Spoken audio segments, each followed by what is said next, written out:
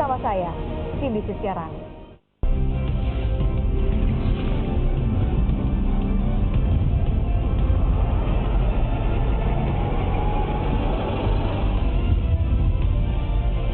Kompas TV, independen, terpercaya.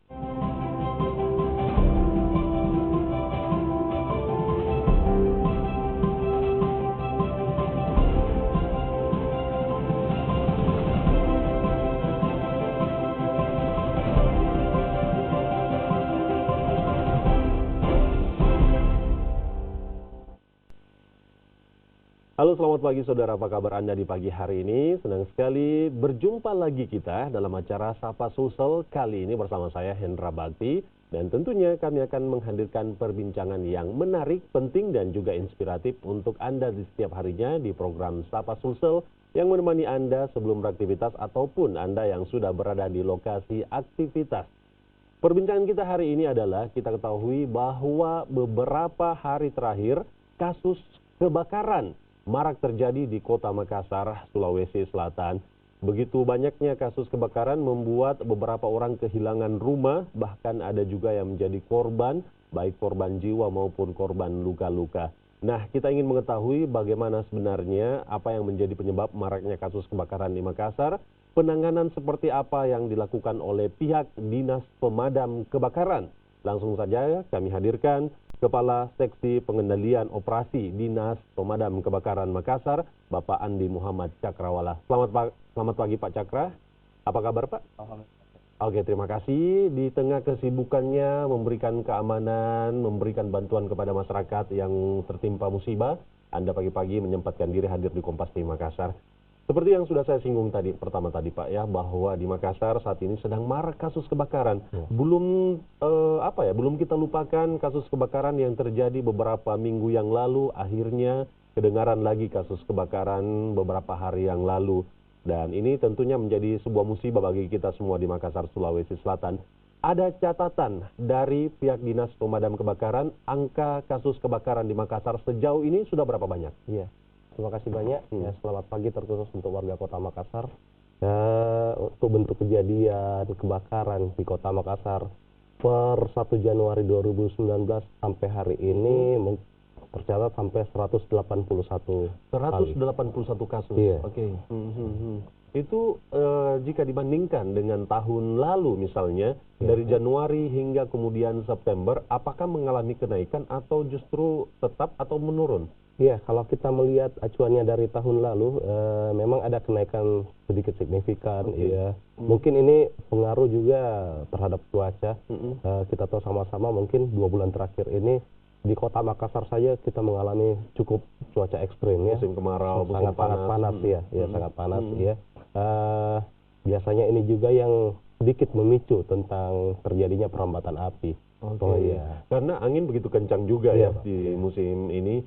Lalu yang menjadi pengamatan Anda di lapangan, dari 181 kasus mungkin yang lebih marak di beberapa minggu terakhir ini begitu ya. Pengamatan Anda di lapangan bersama dengan rekan-rekan, apa yang menjadi penyebab yang menjadi penyebab kasus kebakaran marak terjadi selain tadi faktor musim dan cuaca, ada juga mungkin human error dan lain-lain. Kalau untuk masalah human error itu memang ada beberapa tahun minggu ini terjadi kurang lebih belasan kasus tentang kejadian kebakaran.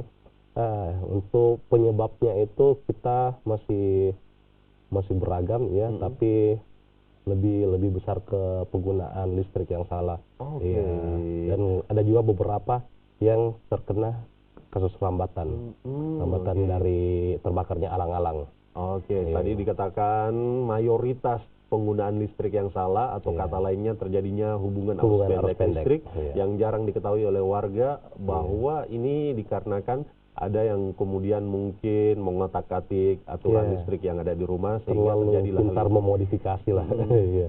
Baik.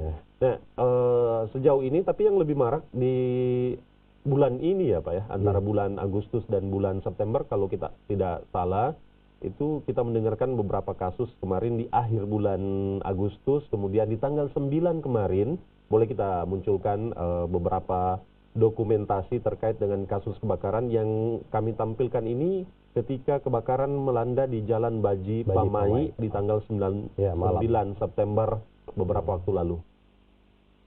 Ini dia kasus kebakaran yang melanda di Jalan Baji Pamai. Bisa Anda ceritakan di lokasi ini berapa rumah yang ludes terbakar dan ada korban jiwa nggak di sini, Pak?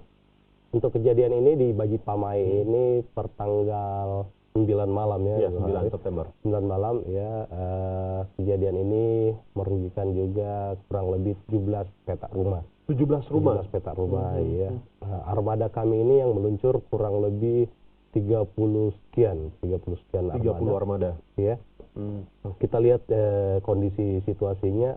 Sebenarnya di dalam kejadian ini kami memiliki beberapa hambatan, termasuk terhalaunya dengan kumpulan massa di masyarakat. Jadi unit armada ini tidak bisa secara lancar masuk ke lokasi. Iya. Selain memang massa, memang kondisi jalan yang sangat sempit.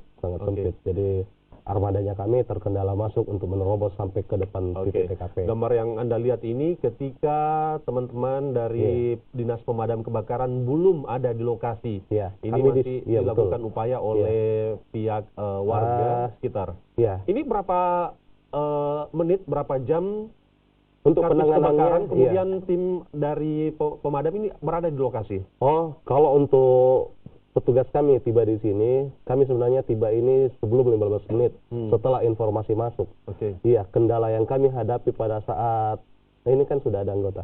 Ya, kendala yang kami hadapi paling awal ini untuk menuju ke TKP ini mungkin kita tahu sama-sama di Jalan Cendrawasih itu ada Pasar Senggol. Ya, di situ kami terkendala kurang lebih sampai 2-3 menit ya, karena masyarakat juga kesulitan dan agak panik melihat kita. Setelah tiba di Jalan Poros Baji Pamai itu, kita terkendala dengan akses masuknya. Ini karena sudah dikerumuni warga ya? Ya. Mungkin jalanan juga sempit masuk? Jalanan yang memang sempit. Tadi dikatakan ada belasan sampai 16 unit rumah kemudian menjadi terbakar begitu. Ada yang bahkan rata. Ini kita lihat ini, armada kami sempat mengalami kerusakan yang dilakukan oleh salah satu oknum. Inilah yang menjadi sorotan media juga, karena pihak pemadam kebakaran sampai di lokasi, kemudian ternyata mendapatkan perlakuan yang kemudian membuat satu unit armada pecah. Itu kasusnya, kronologinya seperti apa, Pak? Sebenarnya begini, Pak. Kami dari Dinas Pemadam Kebakaran memaklumi dengan naiknya situasi emosional masyarakat pada saat ada kejadian. Tapi mungkin di situasi yang terjadi pada hari itu, salah seorang warganya dalam kondisi pengaruh minuman keras. Kabarnya pelaku yang memecahkan kaca mobil ini sudah ada di Polsek Mamajang. Baik. Nah, ini juga yang kemudian perlu diberikan pengertian kepada warga bahwa proses dinas pemadam dari kantor menuju ke lokasi kebakaran itu membutuhkan waktu yang sesuai SPM-nya kami, Pak. Informasi masuk itu kami harus tiba di lokasi kurang dari 15 menit. Karena kami akan melakukan dulu ada beberapa tahapan. Selain precise up, kami pengamatan lokasi untuk menjalankan pola pemadaman. Nanti di tahap pola pemadaman kami akhiri di pendinginan. Jadi sesuai dengan SPM-nya kami, protapnya kami insya Allah tiba sebelum 15 menit. Sebelum 15 menit ketika informasi itu masuk. Kita ketahui kawasan Makassar ini begitu luas begitu ya. Tapi kita ketahui pula bahwa Dinas Pemadam Kebakaran ini ada beberapa pos-posnya. Jadi itu disesuaikan, Pak ya, ketika kasus kebakarannya misalnya di Manggala, Antang. Di sana ada pos pemadam ya. Jadi yang bergerak itu yang ada di sekitaran pos itu ya. Alhamdulillah sebenarnya untuk mencukupi standarnya itu kita harus memiliki kurang lebih 10 pos. Tapi untuk saat ini? Untuk Kota Makassar saat ini kita sudah memiliki 9, jadi sisa 1. Sisa 1. Ini dengan penyebaran kurang lebih di hampir merata di semua titik. Karena kita tidak berlandaskan per kecamatan, kita berlandaskan per titik rawan bencana. Begitu ya. Jadi saat ini sudah ada 9 titik, itu di mana saja sih, Pak? Untuk Karester sifatnya posko bersama itu, Karester ada di Karester Ujung Tanah, letaknya di Pelabuhan, Karester Tamalan Rea letaknya di pintu masuk perumahan BTP, Karester Manggala tadi sudah disinggung, dia letaknya di Kelurahan Tambang Apa. Selain itu untuk posko terkaitnya kami ada di posko Pengayoman di sebelah Pasar Segar. Oke. Ada posko Kimah di Kimah 8 Oke. untuk membackup wilayah Sudiang dan sekitarnya. Ya, ada posko di Malengkeri, Pak. Kami ada di Terminal Malengkeri. Oke. Iya, ada posko di Kerung-Kerung. Oke. Kebetulan bertempat di kantor BPBD Kota Makassar. Dan yang terakhir ada posko gabungan di GMTD, Jalan Metro Tanjung Bunga. Oke. Nah, dan ke seluruh posko ini bukan hanya membackup Kota Makassar saja, kita juga membackup saudara-saudara kita di lintas kabupaten. Oke, kebetulan mungkin terjadi kebakaran. Betul, Pak. Di dekat dari posko itu juga akan turun begitu ya. Karena sifat pemadaman atau penyelamatan Pemetaan posko-posko ini tentunya sudah ditentukan sebaik-baiknya yang berdasarkan titik ya, sekali lagi bukan berdasarkan kecamatan. bukan berdasarkan batas kecamatan. Batas kecamatan. Oke. Di setiap posko itu tersedia armada pemadam itu berapa unit, Pak? Alhamdulillah di tiap posko kami melengkapi 3 sampai 5 unit. Oke. Nah, ketika seperti misalnya di Baji Pamai, yang turun posko berapa? Posko yang mana? Kemudian unit pemadam ketika terjadi peristiwa kebakaran seperti itu tidak hanya satu posko saja kan yang diturunkan, kemudian di unit yang lain membackup begitu ya? Ya, jadi kita melihat kondisi kejadian ya. Kebetulan kalau pembahasan ini hari kita bahas di Baji Pamai. Di Baji Pamai itu yang meluncur awal itu adalah Makoratolangi. Oke. Nah, kebetulan di Makoratolangi itu kita memang menyiapkan kurang lebih 30 unit. Di situ 30 unit. Terus dibantu di backup juga dengan teman-teman di Posko Utara. Posko Utara itu di Karesta Rujung Tanah. Sepertinya Posko Pengayoman juga ada yang meluncur. Turun ya. Baik, jadi seperti itu saudara, bahwa pemetaan posko-posko ini sudah ditentukan dan sudah dipikirkan sematang mungkin mendekati titik-titik yang ada di Kota Makassar begitu ya. Kemudian yang menjadi pertanyaan berikutnya adalah bagaimana kemudian menyadarkan masyarakat akan pentingnya untuk menjaga kondisi rumah agar terhindar dari kasus kebakaran. Tentu ada edukasi yang perlu disampaikan oleh Dinas Pemadam Kebakaran. Itu akan terjawab setelah jeda.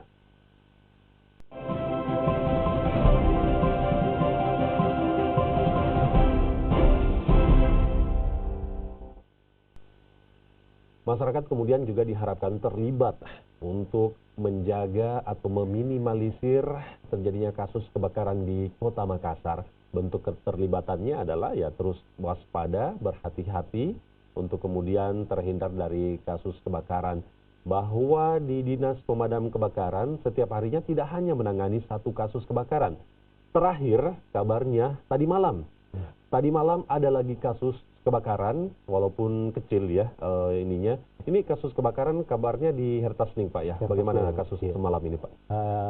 Malam itu cuma alang-alang ya, tapi walaupun alang-alang juga kami dari Dinas Damkar harus selalu siap karena takutnya ada perambatan ke pemukiman penduduk. Informasi itu didapatkan dari laporan warga melalui telepon. Iya, betul. Nah, kemudian bagaimana kemudian pihak pemadam bisa memilah-milah mana laporan yang kemudian benar, mana laporan yang kemudian mungkin ada kasus ketika teman-teman dari Dinas Pemadam sudah sampai di lokasi ternyata nihil, tidak ada kasus kebakaran begitu. Iya, Pak, persoalan seperti begitu itu sudah sering kami dapati ya. Yang paling awal mungkin rekan-rekan operator di Mako Damkar bisa menelaah laporan ini laporan palsu atau betul-betul terjadi ya. Karena mungkin faktor kebiasaan untuk menerima laporan. Yang kedua juga kita tidak bisa serta-merta menentukan laporan ini palsu atau apa. Tetap harus ada pengecekan di lapangan, ketahuan juga Pak kalau modelnya laporan palsu. Iya, betul. Oke. Jadi informasi-informasinya biasa tidak lengkap. Betul, Pak. Jadi si admin ini pasti sudah mengetahui. Hanya terlalu disayangkan juga kalau ada beberapa masyarakat yang suka bermain-main karena akan merugikan juga masyarakat sekitar. Oke. Baik Pak, masyarakat juga harus diedukasi begitu ya.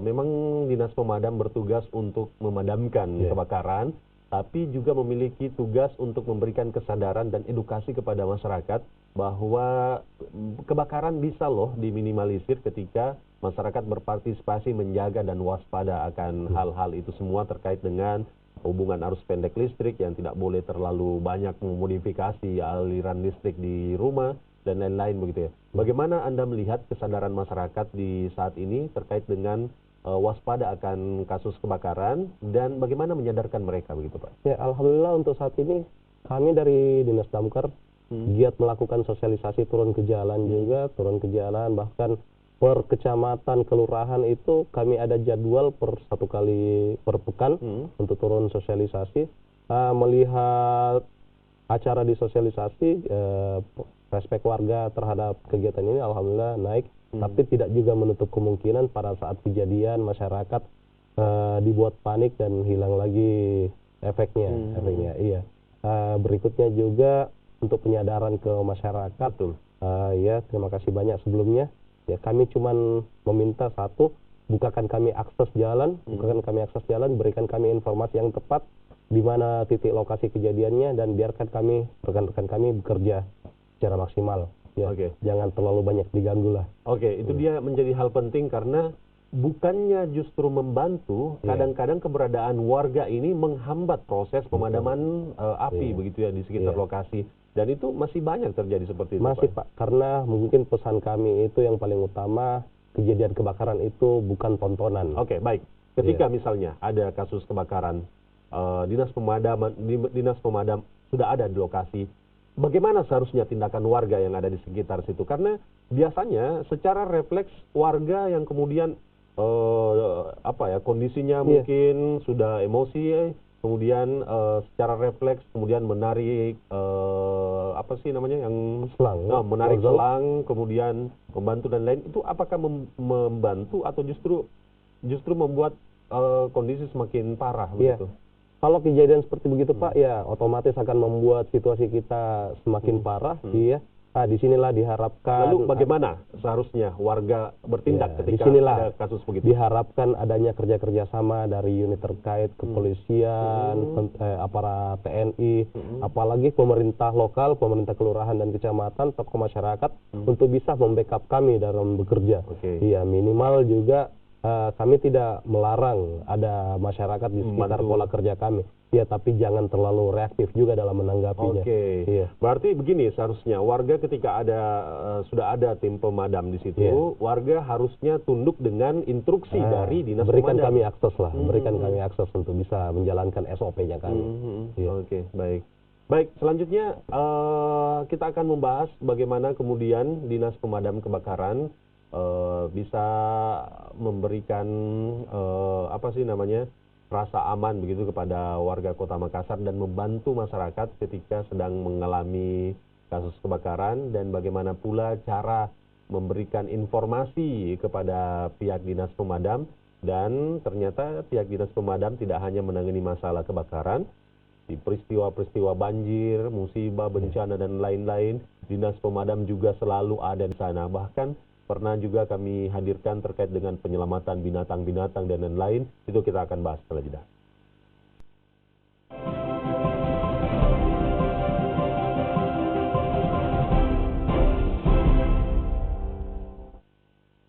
Dinas Pemadam Kebakaran Kota Makassar tidak hanya menangani masalah kebakaran di Kota Makassar, tapi terkait dengan musibah, bencana, dan juga menyelamatkan binatang pun juga menjadi bagian tugas dari Dinas Pemadam, karena memang sudah diprogramkan begitu. Tapi terlebih dahulu kita lihat dokumentasi beberapa anggota Dinas Pemadam Kebakaran yang kemudian ketika berada di lapangan membantu memadamkan api dan lain-lain. Ini dia beberapa personil Dinas Pemadam Kebakaran yang kemudian terus melakukan bantuan.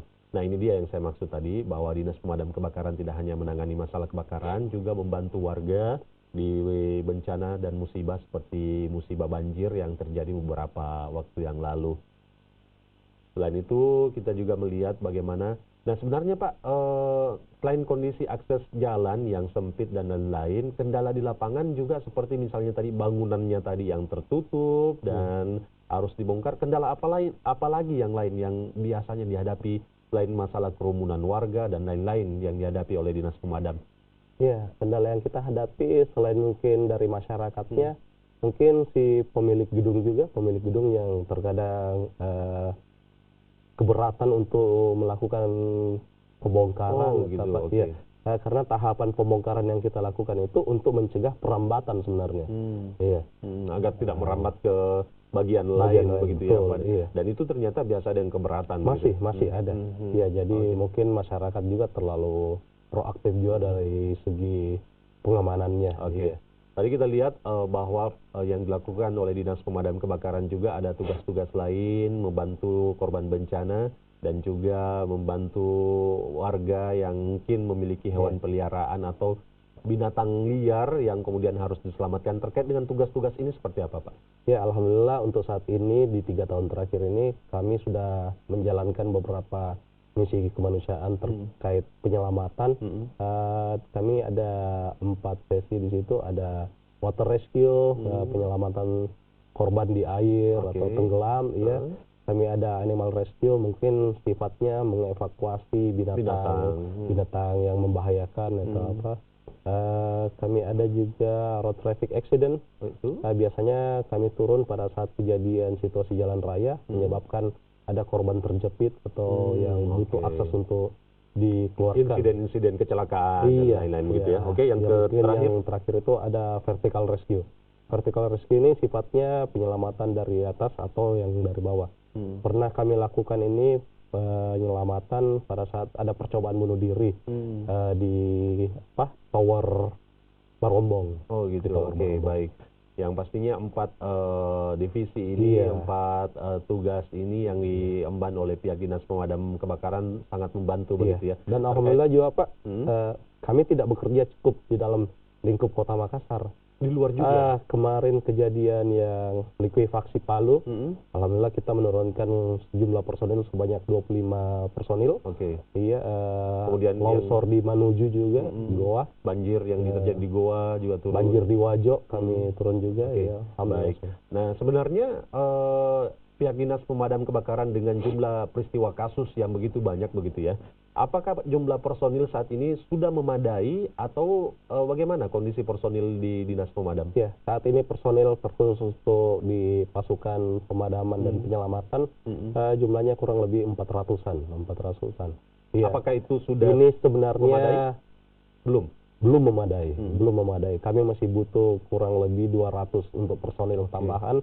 Ya, tapi ini kita melihat juga dari segi penganggaran pemerintah kota. Oke, begitu.